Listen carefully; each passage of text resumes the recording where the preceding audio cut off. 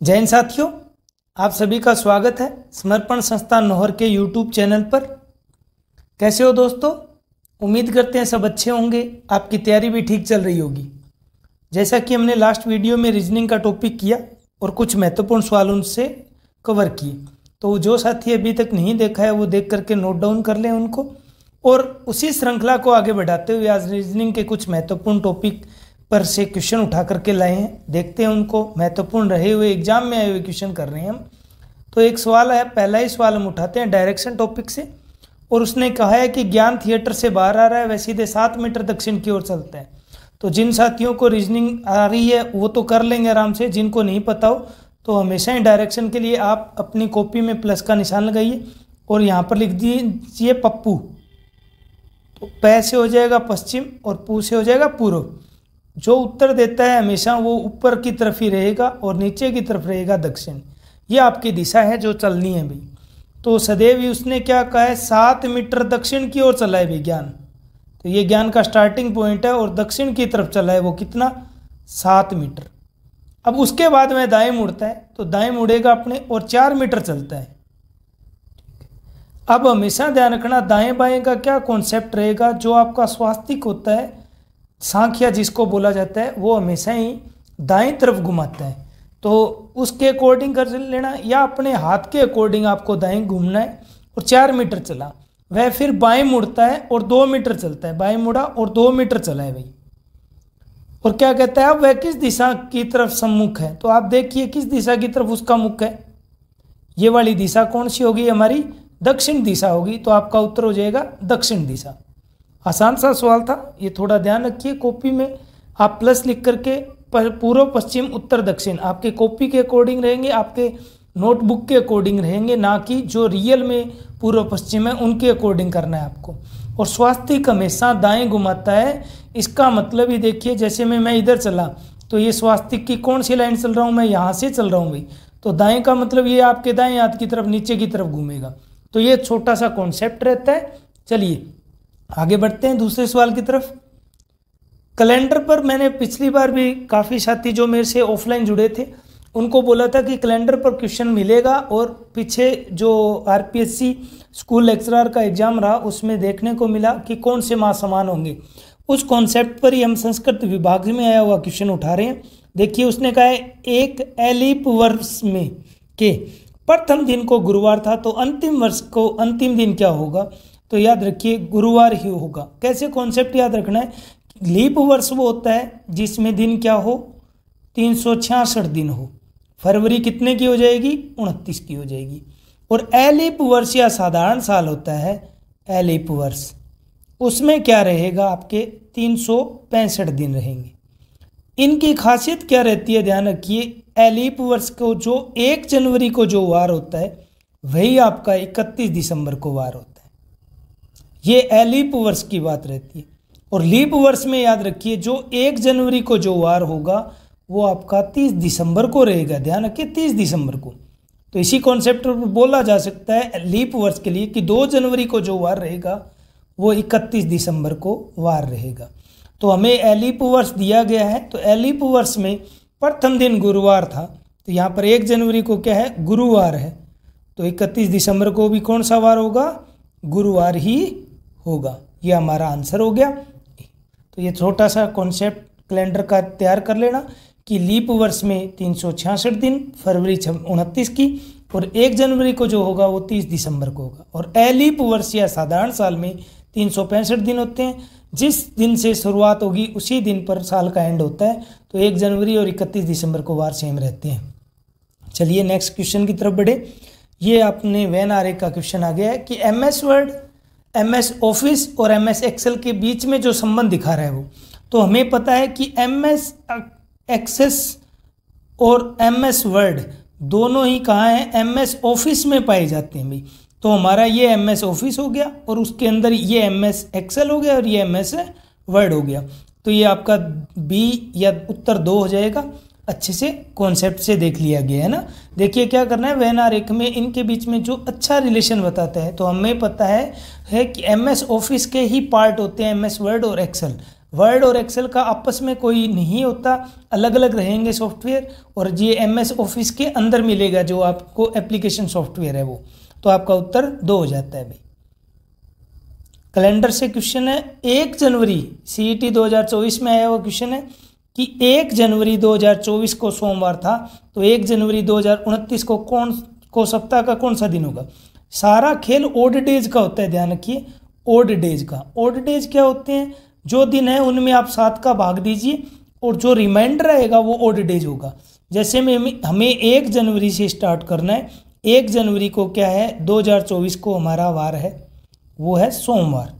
तो ये बताइए 1 जनवरी के बाद में 2024 है अपना लीप वर्ष, और लीप वर्ष में 366 दिन होते हैं। तो 1 जनवरी छोड़ दो तो बाकी दिन कितने बच गए, 365 दिन बच गए 2024 के। तो इसमें 7 का भाग दीजिए, रिमाइंडर जो आता है वही ओड डेज है, तो रिमाइंडर आएगा 1, और 366 में जब 7 का भाग दोगे तो रिमाइंडर आता है भाई 2। ये ध्यान रखिए, तो ओड डेज का कॉन्सेप्ट रहेगा। तो यहाँ पर 2024 के ओड डेज कितने बच गए हमारे पास में, 365 दिन थे, 365 दिन के लिए ओड डेज कितना आया, 1। ऐसे ही 25 साल के लिए 2025 में कितने रहेंगे, साधारण साल होता है, साधारण साल में 365 दिन, ओड डेज 1 आया। ऐसे ही 2026 में क्या रहेगा, साधारण साल है, ओड डेज 1। 2027 भी क्या है, साधारण साल है, ओड डेज 1 रहेगा।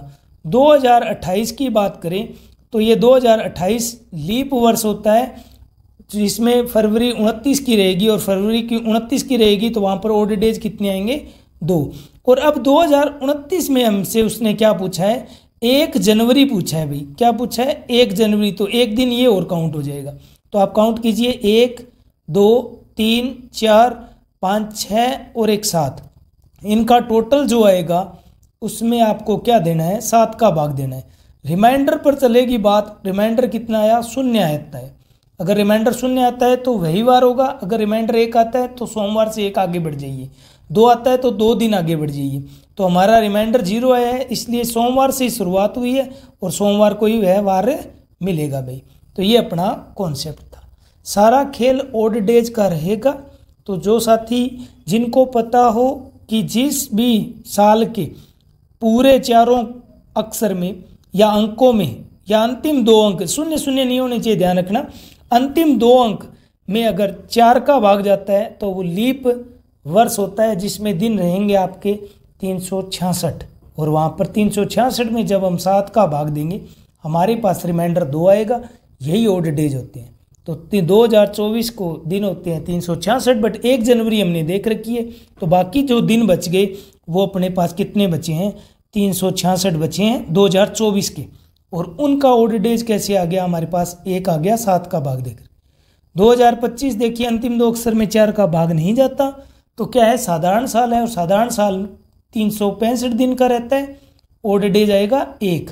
इस वजह से ये 1 लिख दिया है। सेम कॉन्सेप्ट 26 पर चला है, यही 2027 पर।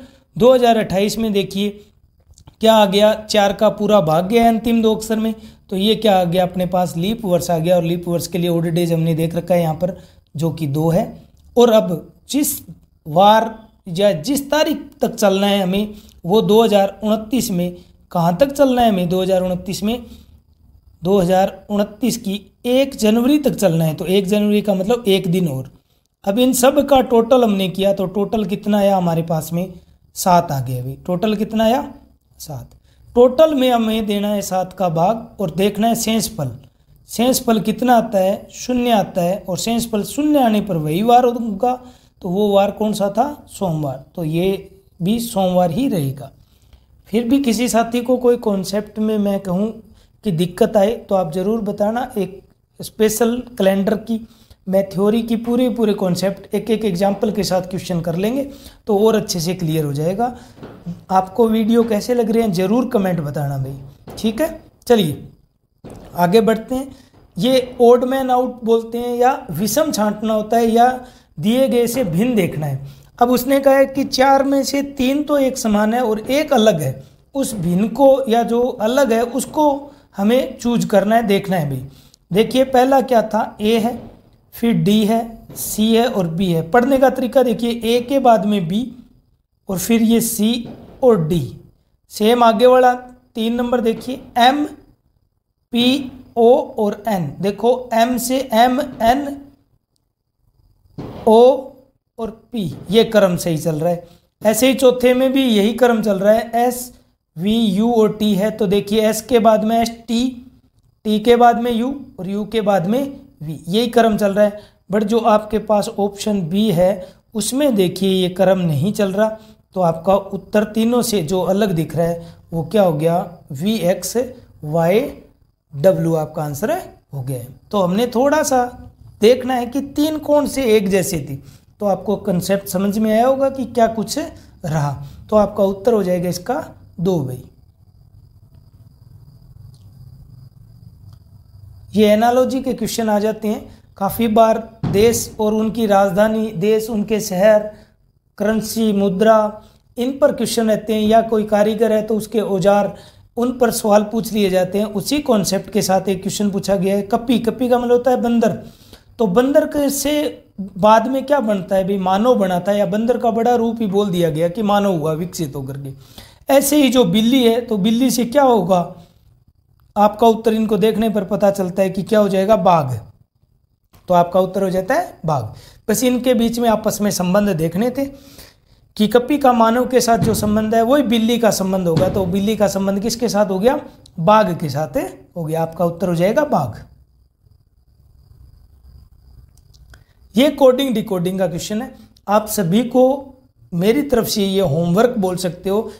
आप जरूर इसको सोल्व करना और ध्यान से अपना दिमाग से करना है। किसी को भी गूगल वगैरह स्कैन नहीं करना है इसको। और आप करके देखिए कि क्या कोडिंग डिकोडिंग से ये क्वेश्चन आपसे बनता है। अगर नहीं हो रहा है तो हम इस पर कॉन्सेप्ट लेकर के इसको पूरे ब्रीफ के साथ समझेंगे। आपको नेक्स्ट वीडियो में मैं इसका आंसर बताऊंगा। तो अभी आपके लिए ये होमवर्क रहेगा। हिंट ये दे देता हूं कि जब भी इनको करने का तरीका हो तो आप इनके ऊपर इनके अल्फ़ाबेट के स्कोर कीजिए। उन स्कोर पर से आपको आइडिया हो जाएगा कि इसको किस हिसाब से व्यवस्थित किया गया है। तो ये आपका होमवर्क रहेगा। आप जरूर कमेंट बॉक्स में कमेंट कीजिए कि इसका आंसर क्या रहेगा। ठीक है जी, आगे बढ़ते हैं। वैन आरेख से संबंधित क्वेश्चन है। दिए गए में से सबसे अच्छा आरेख देखना है, ध्यान रखिए। उसने कहा है एक पार्टी में शाकाहारी एवं मांसाहारी दोनों प्रकार के व्यंजन परोसे जाते हैं। कुछ व्यक्तियों ने केवल शाकाहारी भोजन किया और कुछ व्यक्तियों ने केवल मांसाहारी भोजन किया, जबकि कुछ व्यक्तियों ने दोनों प्रकार का भोजन किया और शेष ने किसी भी प्रकार का भोजन नहीं किया। तो निम्न में से कौन सा आरेख इस स्थिति को सही प्रकार से प्रदर्शित करता है। तो देखिए, इस सही को सही प्रकार से प्रदर्शित करने वाला आंसर हो जाता है आपका 1। कैसे कि ये तो सारे के सारे व्यक्ति हो गए और उसमें से कौन है जो पार्टी में आए, वो पार्टी में हो गए कुछ शाकाहारी है और कुछ क्या है, मांसाहारी है। जो बच गए हैं व्यक्ति वो क्या है, ना शाकाहारी है ना मांसाहारी है। तो ज़्यादा कौन सा सही लगता है आपको, 1 से हो जाएगा आपका आंसर भाई। ये आरपीएससी के पेपर में आया हुआ क्वेश्चन है, तो आप अच्छे से देख करके जाइएगा। चलिए अगला सवाल है घड़ी से। और देखो दोस्तों, अगर आप मेरी राय मानते हो तो इस बार आपको आरपीएससी में कैलेंडर और घड़ी इन दोनों पर क्वेश्चन देखने को मिल सकते हैं। आप इनको अच्छे से तैयार कीजिएगा। अगर ये आप दोनों चैप्टर अच्छे से पढ़कर जाते हो तो आपका सिलेक्शन के लिए 2 नंबर ये मान के चलो फ़ायदा दे करके जाएगा, औरों से आगे ले जाएगा। कारण ये है कि रीजनिंग को सभी लाइटली लेते हैं और कोई प्रैक्टिस करता नहीं है और घड़ी और कैलेंडर छोड़कर चले जाते हैं, और जिसका हर्जाना लास्ट टाइम भी कई बच्चों को भुगतना पड़ा है। और तो थोड़ा आप लोग भी थोड़ा ध्यान से कीजिएगा कि इसको कैसे किया जाता है। देखिए, हमें एक बात तो ये ध्यान रखनी है कि 1 मिनट में क्या है, जो घंटे की सुई होती है वो आधे डिग्री का कोण बनाती है। 1 मिनट में घंटे की सुई कितने डिग्री का कोण बनाती है, आधे डिग्री का। बस इतना ही कॉन्सेप्ट याद रखना है। और हमें ये तो पता ही है कि अगर घड़ी में 3 बजे हैं तो ये 90 डिग्री का कोण बनता है। और 90 डिग्री का कोण किसके बीच में बन रहा है, देखो 12, फिर 1, 2 और 3। इसका मतलब ये भी 30, ये भी 30 और ये भी 30। तो प्रत्येक 30-30 डिग्री के कोण बन रहे हैं। टोटल 90 डिग्री हो गया। इसको ही याद रखना है। बस 1 मिनट में घंटे की सुई आधा डिग्री का कोण चलती है, ये ध्यान रखिए।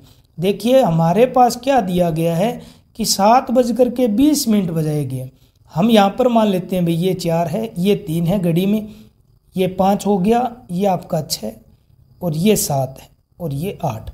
हमें पता है जब भी मिनट की सुई फिक्स 4 पर ही रहेगी, 7:20 है, और ये जो 7 की सुई है वो 7 और 8 के बीच में चली जाती है।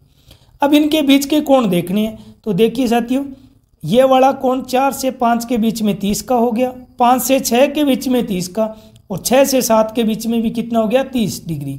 तो ये यहाँ तक तो हमारा कैलकुलेशन कर दिया कि ये 90 डिग्री हो गया। अब देखिए जो ये आगे इतना खिसका है, इसका कैलकुलेशन करना है। और ये कौन खिसकी है, घंटे की सुई खिसकी है। तो घंटे की सुई 1 मिनट में कितने डिग्री चलती है, आधा डिग्री। तो 20 मिनट में कितनी चल जाएगी, 20 गुणा में 1/2, 10 डिग्री। तो हमारा टोटल कोण कितना हो गया, 90 प्लस के 10, 100 डिग्री आपका आंसर हो गया। बट ध्यान से इस पेपर में क्या पूछा गया, एलडीसी के पेपर में, कि रेडियन में मान बताइए। तो रेडियन में याद रखिए सदैव ही कि 180 डिग्री का मान क्या होता है, पाई रेडियन के बराबर होता है, पाई रेडियन के बराबर।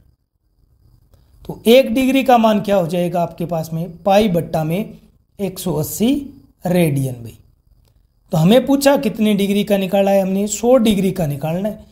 तो 100 का मान, जब 1 का मान पता हो तो 100 का करने के लिए क्या किया जाता है, 1 के साथ गुणा कर दिया जाता है। ये ले लीजिए 100 का गुणा किया गया, हमारा काटने पर मान आया है 5/9। तो आंसर क्या हो गया हमारा, 5 पाई और बट्टा में कितना, 9 रेडियन, 5 पाई बट्टे 9 रेडियन, जो कि आपके ऑप्शन डी में देखने को मिल जाता है। तो ये थोड़ा सा कॉन्सेप्ट था घड़ी का सवाल कैसे करना है, थोड़ा सा समझ में आ गया होगा। बस आपके लिए महत्वपूर्ण रहेगा। देखो काफ़ी स्टूडेंट सूत्र पढ़ रखा होगा बुक में, तो सूत्र देखो एग्जाम के समय भूल जाते हैं। तो ये छोटा सा कॉन्सेप्ट ही था कि कैसे हमने कोण निकाले हैं। बस ये ध्यान रखना है कि जो घंटे की सुई होती है वो 1 मिनट में आधा डिग्री का कोण चलती है। वो भी कारण क्या है, देखिए जैसे में घड़ी में 12 बजे हुए हैं, अब देखो 1 घंटे में क्या हो जाएगा, अगले 1 घंटे के बाद में घड़ी में कितने बज जाएंगे, 1 बज जाएगा, ठीक है। तो इसका मतलब ये 12 से 1 कितने डिग्री का कोण होता है, 30 डिग्री का कोण। कितने मिनट में चली है बताइए जरा, 60 मिनट में, 1 घंटे में ही तो चली, 1 घंटे मतलब 60 मिनट में घंटे की सुई कितना चल गई, 30 मिनट का। कैसे, तो ये 12 से क्या हुआ, 1 आया, और हमने देख लिया कि 12 से 1 या 1 से 2, इन दोनों जब भी बीच में देखा जाए तो 30-30 डिग्री के कोण बनाती है। तो 1 मिनट में कितना बना लेगी, ये 60 इसके बट्टे में आया है, तो 30 बट्टे में 60।